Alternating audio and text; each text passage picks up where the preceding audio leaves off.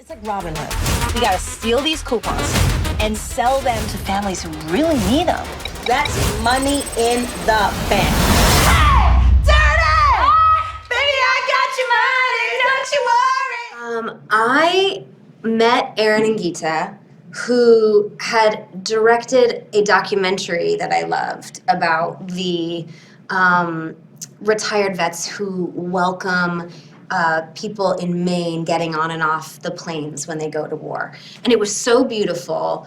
And I had seen that movie and loved it. And then I was sent this script, Queenpins. And everyone had been talking about it. I read it and I was engaged from the moment I opened the script until the moment I finished it. And I was immediately knew I wanted to do it. This film, long story, short version is, I got a text from Kristen that was like, can you do an American accent and do you like working with me? And I said yes to both. And then the ball started rolling from there.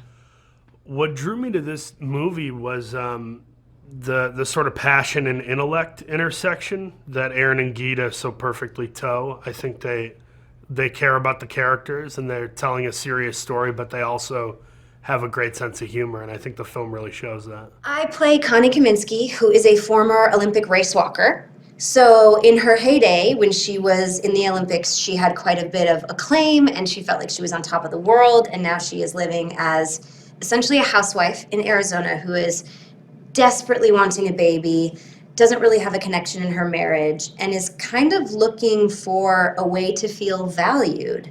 Enter this coupon scam. So I play JoJo, Joanna Johnson, and JoJo is, you know, she's a go-getter. She has her own makeup business. She's a hustler, like a true hustler, but sort of her circumstances don't match the life she wants to live. You know, she she had her identity stolen really early on, so she's kind of having to build herself up from scratch, living at home with her mum. And she's kind of come from this past glory. She was, you know, a basketball star at school. She got a scholarship. She did all that sort of stuff. And I think, like a lot of people, her adult life hasn't sort of matched the potential of what her sort of childhood and teenage years look like. And she lives next door to Connie, her best friend, Connie Kaminsky. And the two of them kind of put their heads together and get in some trouble. Tempeh Tina, she's a very interesting character. She's not like, I would say she is spunky. She knows what she likes. She knows how to run her own business. I think she had her really dark days in the web. Like, she was kind of doing tons of illegal stuff, and now she's kind of playing both roles of, like, if somebody pays her enough money, she'll work for corporations, but now she's also doing some illegal things, like helping the girls out, helping JoJo and Connie. But she's a badass. She's a strong woman, and she knows what she wants, and I think she has somewhat of a short temper, because she goes straight to business. Tempeh Tina is all about business. Nothing else. Ken Miller is someone who in real life I don't know that I would have a lot in common with or enjoy necessarily, but he's a good guy. He's just a stickler who really believes in law and order and the rules, and probably hasn't had a lot of fun life experience to kind of break him of those predisposed rules and guidelines in his life. Ken is really annoying, and Ken is really specific. But that, as an actor, that's obviously fun to play. It's fun to play people like that. So I really enjoyed playing Ken's nuances and subtleties and idiosyncrasies. That stuff is a lot of fun and brings about a lot of comedy. It's based on a true story of 3 suburban housewives who actually accomplished this. They laundered $40 million before they were eventually caught by the FBI. And though their character names and were different, and none of them were race walkers, but Aron and Gita, when they wrote the script, they thought, wouldn't it be cool if Connie was this like committed to achievement Olympic style person? They were like, oh, well, what if she's just actually an Olympic athlete who had that taste of achievement and then it was taken away from her and felt like her life needed more. She felt discounted and she wanted to be valued. So I read all the original stories about the women who accomplished this grand scheme, and they were very, very smart. So they took liberties into changing it to being just Kirby and I.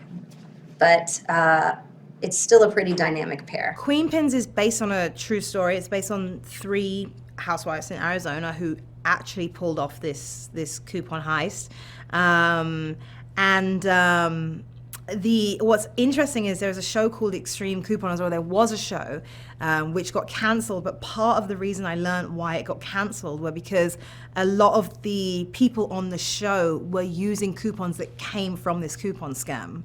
So then obviously the show got into legal issues, and so the show had to shut down. But that's sort of how far this spread. It wasn't just like this tiny little thing. This was, people were using these coupons to the point where they were even using them on this show. I was so nervous to meet Kristen and Kirby. I was such a huge fan, and I was really nervous. I was like, I didn't know what to expect, and they were the nicest people ever. They were so loving, and they were patient with me. They gave me little tips.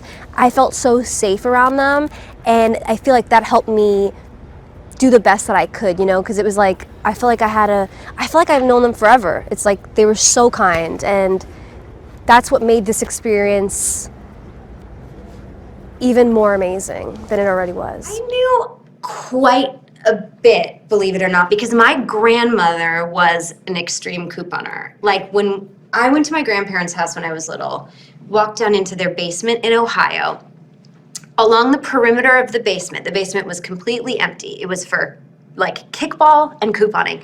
And there were cardboard boxes along the edges of the walls separated into UPC codes. So there was a toothpaste one and there was a laundry detergent one. And we would have to cut out the soup can labels and send them to my grandmother. And she would write the company, and it wasn't for a scam, but it was like, hey, Campbell's Soup, I've bought 80 soups this month, and they'd send her like a $5 check. Back then, they would actually just give you some money back. And then my grandmother started college accounts for all of her grandkids with the small amounts she was making from writing the companies. So I knew there was this big underground business in couponing and in contacting the companies. Like in preparation for this role, like I said, I did do like couponing, and I think not just to have the experience, because there's also like certain ways that you cut coupons, and like there's different ones. You got like the coupons that are like on the receipt paper, and then you get the coupons in the inserts on Sunday, and you get all these different other types. But I think it's interesting to have the experience, not just of cutting them, but using coupons, because in general, like I say, I kind of like a bargain, but I don't go out of my way for it. And couponers will, you know, they really go out their way. But I would collect coupons and go to the supermarket and buy my groceries and deliberately do what couponers do, which is like look for these deals. But what I found was so interesting, it's kind of a very interesting societal commentary, because I got treated so poorly using coupons. Like the people at the register kind of make it seem like you're a hassle. There's people behind you that are kind of like rolling their eyes, which is an interesting thing, because you're saving money, and it's almost like if you told someone, would you like $50 off your shopping, would you take it? Everyone would be like, totally. But the idea of seeing someone do it with coupons, all of a sudden they become this burden. But I found that really interesting, and I found that a really interesting part of building this character is knowing that not just what couponing is, but how it feels when you're doing it. I think everybody's used some form of a coupon, even if it's like a BOGO thing at a buy one, get one popcorn at a movie, or whether it's, some sort of deal when you're buying a car and you pick the right season to purchase, whatever it is. I think everybody's used coupons to some degree. I don't cut coupons. I have memories of my mom cutting coupons when I was a kid. And you'd see it splayed out on a Sunday all across the dining room table. And with 4 kids, she had to cut coupons, man. She had to save 30 cents on a box of Honey Nut Cheerios, because when you got 4 kids, it's a pain in the ass. You have to have some sort of strategy at play. But what's funny about this movie with coupons is it seems so far-fetched and silly, but this happened. this actually happened. And I think Queenpins, for all it's worth, it really does prove that truth is stranger than fiction, you know? The website is way too easy to trace back to you. Is there anything else I should know about? I don't think so. No. Well, Yo, yo, yo, it's time to say with JoJo. I mean, how could they trace it?